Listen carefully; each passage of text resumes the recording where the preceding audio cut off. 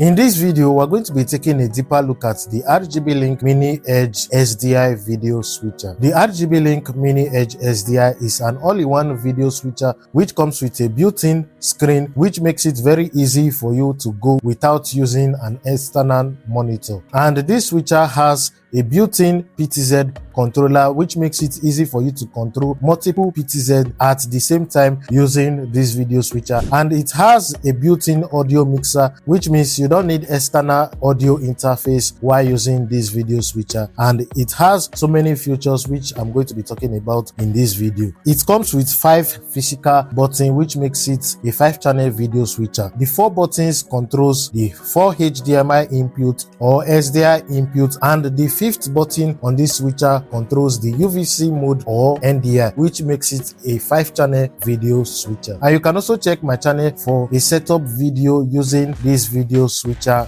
in church. Link is in the description. This video switcher was sent to me by RGBlink for this review, and you can get it on their website. I'm also going to be leaving the link in the description and on the pinned comment so you can purchase. On the body of the video switcher, it has the zoom in and zoom out control for the PTZ. Over here you have the focus control for the PTZ, and on this section, this is where you have the volume control for the audio, and each camera input has its own volume control. Over here, as you can see, this is the control for input 1, input 2 and other inputs. And over here you have the volume control for the mic, and this is for the line-in, built-in Bluetooth and headphone control. And this is the physical screen on this video switcher. And below the screen you have 10 buttons for shortcut, which I'm going to be explaining later in this video. Also, you have the picture-in-picture buttons over here and chroma key button, and you also have 10 views button. This is where you have the 5 program buttons for the cameras, and below you have the buttons for the preview. This is where you also have the picture button over here and other picture-in-picture buttons. Over here you have the cut button,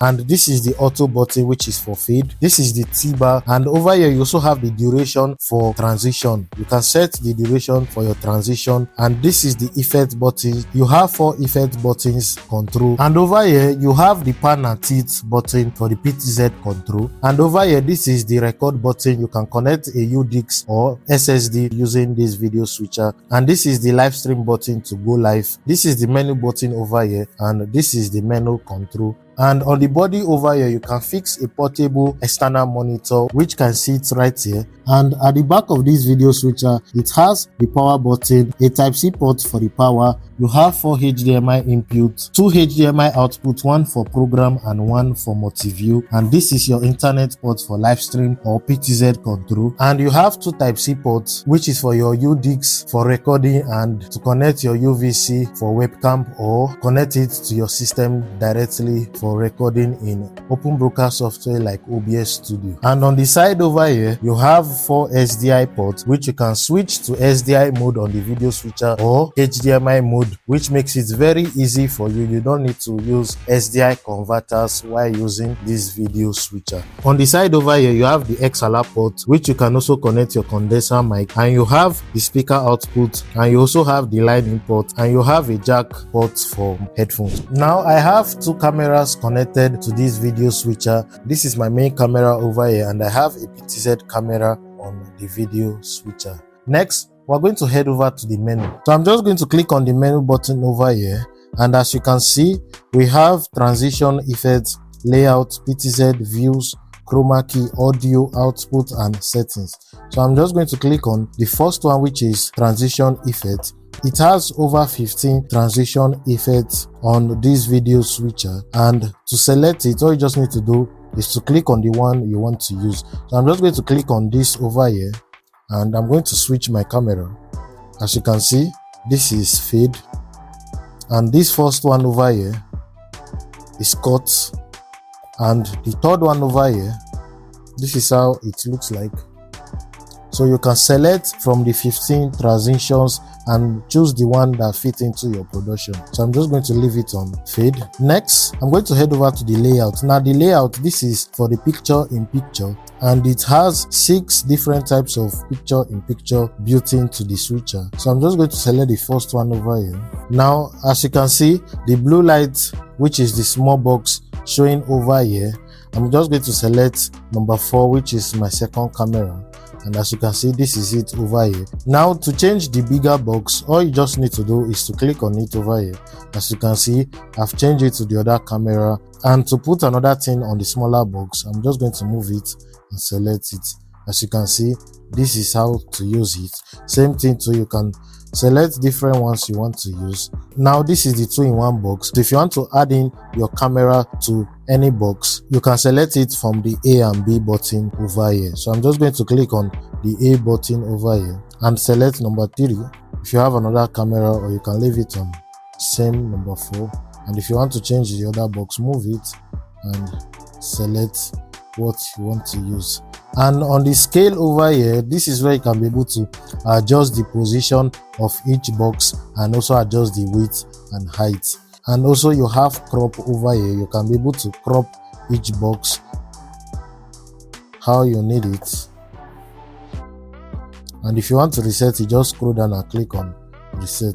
Next, we have the PTZ. Now this is where you can be able to control your PTZ camera, and you can set multiple PTZ on this video switcher. I have the HubSpot TL camera connected to this video switcher, which is on the number 4, and I've already set the IP and ports on the switcher. So to control it, all you just need to do is to adjust the pan and teeth control over here. As you can see, it's rotating over here, and you can also raise it up and adjust it down. And you can also zoom in and zoom out the PTZ according to how you need it. And this is the focus button over here if you want to use manual focus or autofocus. And to activate the manual focus, just click on it over here and you'll be able to adjust the focus, but the best way is to leave it on autofocus. Now this over here controls the speed of the camera. You can set it on number 1, which is very slow, as you can see. If you want to add in a slow motion effect while panning, you can leave it on number 1 or number 17, which is the highest. And on the preview over here, you can set different presets for your PTZ camera. To do that, just click on add, preview 1, view 1, and adjust the PTZ again.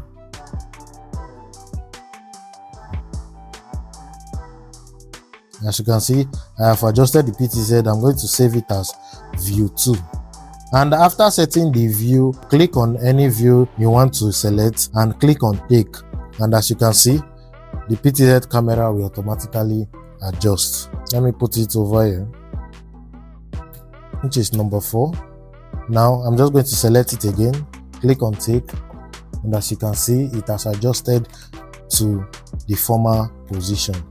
Next, we have the views over here. This is where you can be able to add in different things like the picture-in-picture on different views over here. So I'm just going to add in the picture-in-picture on number 5 and click on confirm. And if you have other things like backgrounds or any other thing, you can save them in different views. Next, you have the chroma key. Now I don't have green screen background at the back, but it is very easy to select. You have the green screen and the blue screen. All you just need to do is to select it and you'll be able to remove the background. And you can also do other adjustments over here, and if you want to reset it, just click on the reset button. Next, we have the audio. I'm going to select the audio over here. As you can see, this is my camera connected to it, and as I'm talking, the audio is moving. And as you're adjusting the button over here, it will automatically reduce the volume or increase the volume on the switcher. Another cool thing this video switcher has is a noise cancellation. To activate the noise cancellation feature, all you just need to do is to click on your mic, and when you connect audio through the XLR port, this is where you can be able to select the mode, whether condenser mic, instrument or dynamic. And for lining, this is the settings for lining. Now the cool feature I love about the audio is that it has advanced noise cancellation feature. To activate it, just go to advanced settings down here. As you can see, this is the advanced settings. Click on it and you'll be able to see noise reduction. So I'm just going to click on noise reduction, and this is where you can be able to activate the noise reduction. I'm just going to activate it, as you can see, and this is where you can be able to increase the strength of the noise cancellation feature according to how it is in your setup.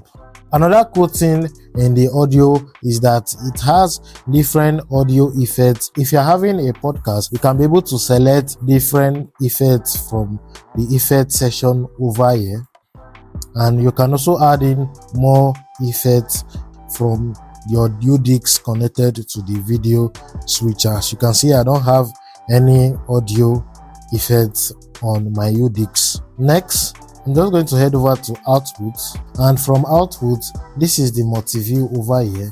As you click on the multi-view, this is where you can be able to change the multi-view to programs. You can be able to have two clean HDMI outputs for program, or you can leave it on the multi-view. Another cool thing you can also do is that you can select to choose only one camera to show on that output, which is a very cool feature. And on the program over here, you can also change it to multi-view.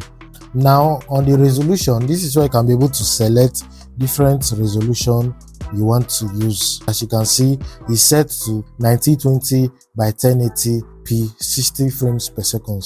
Next, we have the stream over here. This is where you can be able to activate the stream, and from their web software called Cloud, you can be able to access the various social media platforms and input the stream key directly to the Cloud web on your browser. And once you do that, just click on go live from the switcher. You'll be able to go live on the switcher. Next, we have the recording.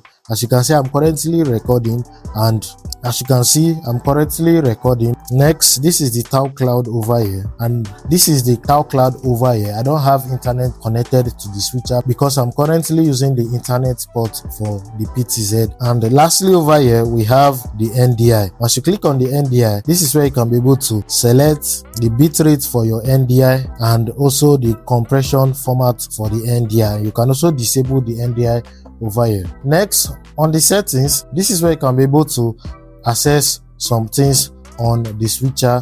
You also have inputs over here. I'm just going to click on input. Now on the input, this is where you can be able to switch from HDMI mode to SDI. So once I click on SDI, I'll be able to switch to SDI 1 on this video switcher, and same thing too from 1 to 4. And on the fifth input over here, this is where you can select it. If you want to use NDI, just switch to NDI. If you want to use UVC mode, just switch to UVC mode.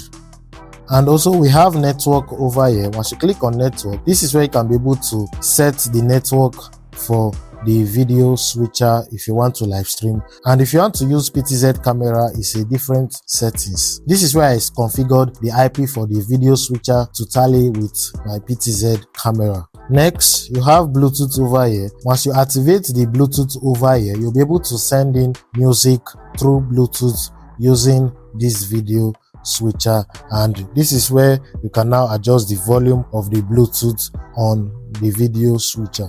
Then down here we have the scene loop. This is where you can be able to on scene loop, so you can be able to loop every, and you can be able to, and you can also set, and over here you also have the scene loop. Next, you have the switch mode, and down we have the fan. You can be able to change the speed of the built-in fan on this video switcher. Next, you have the display. This is where you can be able to adjust the brightness of the screen display like this. As you can see, you can adjust the brightness of the screen display and the brightness of the buttons over here. Next, we have the color management. Now on the color management, one of the things you can do is that if you notice any of the camera does not tally or the color is too much, you can be able to adjust it over here. For instance, I'm going to click on input and head over to input 4, and I'm going to enable this, and as you can see, it has adjusted the color. Let me switch. As you can see, it has adjusted the color. This is where you can also reduce it or add more contrast to it.